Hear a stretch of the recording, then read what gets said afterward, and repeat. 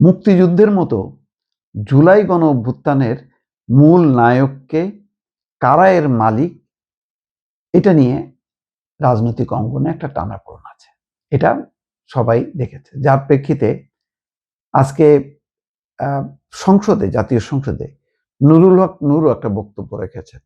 তার মধ্যে একটা উক্তি হচ্ছে, কেউ 5 মিনিটে গোল দিয়ে ভেবেছে আমরাই সেরা খেলোয়াড়। অর্থাৎ খেলা তো 10 জনের বা 11 জনের, তো 11 জনের মধ্যে কেউ যদি হুট করে গোল দিয়ে বলে যে আমি হচ্ছি বিজয়ের নায়ক, সেটা কি ঠিক হবে? ঠিক হবে না। সেটাই নুরুল হক নূর বোঝানোর চেষ্টা করেছেন যে শেখ হাসিনার পতন ঘটাতে ধারাবাহিকভাবে সবাই আন্দোলন করেছে এবং আন্দোলনটা করতে করতে করতে জনগণ মানসিকভাবে তৈরি ছিল। তারপরে কোটা সংস্কার আন্দোলনে এটা স্ফুলিঙ্গের মতন ছড়িয়ে পড়ে এবং স্বাভাবিকভাবে কোটা আন্দোলনের অগ্রভাগে ছিল হচ্ছে ছাত্ররা, তরুণরা। ফলে তারা ছিল একেবারে ফ্রন্ট লাইনের যোদ্ধা। কিন্তু তার মানে কি এই যে এই যোদ্ধাদের সাথে যুদ্ধ করেনি জামাত, যুদ্ধ করেনি বিএনপি, যুদ্ধ করেনি অন্যান্য দল? সবাই করেছে। আওয়ামী লীগের বাইরে প্রতিটা রাজনৈতিক দল লড়াই সংগ্রাম করেছে, শুধু জুলাই আগস্টে না, সেই 15 বছর ধরে। তো সেই কথা কিন্তু আন্দালিব পার্থও বলেছে যে আন্দোলন করতে করতে এরকম কত জুলাই তাদেরকে ফেস করতে হয়েছে। সেটা তার ইতিহাস হাসনাত আব্দুল্লাহ জানে না, কারণ হাসনাত আব্দুল্লাহর বয়স হলো 28। তো যখন নাকি সেই 15-17 বছর আগে হয়েছে, তখন হাসনাত আব্দুল্লাহর বয়স 10-11। ফলে ওই সময়ের যেই জুলাইগুলো, ওই সময়ের অসংখ্য জুলাই মতন আন্দোলন বিভিন্ন রাজনৈতিক দলকে, কর্মীকে করতে হয়েছে।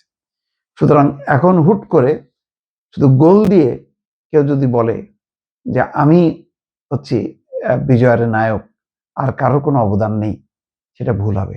আওয়ামী লীগের দেখেন একই চরিত্র, মুক্তিযুদ্ধ করলো সবাই, হ্যাঁ নেতৃত্ব ছিল আওয়ামী লীগ।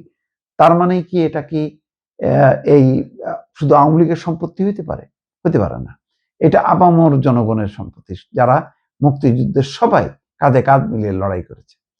তো সেই প্রসঙ্গে বলছেন যে আমরা যে লড়াইটা করেছি, নুরুল হক বলছেন যে সংগ্রামটা করেছি, এই সংগ্রামের পেছনে কত মানুষের অবদান, কত মানুষের ত্যাগ, সেটি আমাদের তরুণ বন্ধুরা হয়তো জানে না।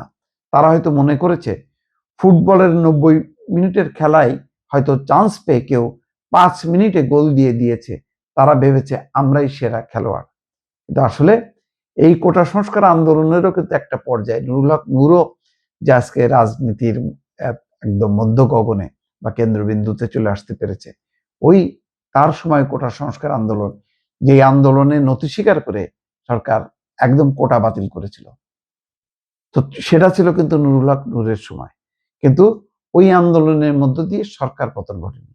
কিন্তু সময় যত গেছে তত আরো জনবিচ্ছিন্ন হয়েছে। ফলে পরবর্তী ধাপের যখন নাকি অভ্যুত্থানটা হয়েছে, সেই অভ্যুত্থানে শেখ হাসিনা টিকতে পারেনি। তার মানে কি এখন যারা অভ্যুত্থান করলো শুধু তারাই এর ক্রেডিট নেবে? নুরুল হক নূরদের ক্রেডিট নেই? বিএনপির অসংখ্য নেতা কর্মী, জামাতের নেতা কর্মী, তাদের কি নেই?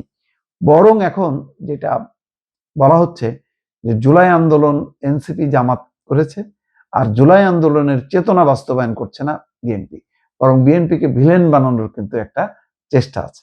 সেই কারণে সংসদের বক্তব্যে কিন্তু বারবার উঠে আসছে যে জুলাই আন্দোলন প্রসঙ্গ, যে জুলাই আন্দোলন বা জুলাই গণ অভ্যুত্থানটা ওই মুক্তিযুদ্ধের মতন কারোর ব্যক্তিগত কোনো সম্পত্তি না।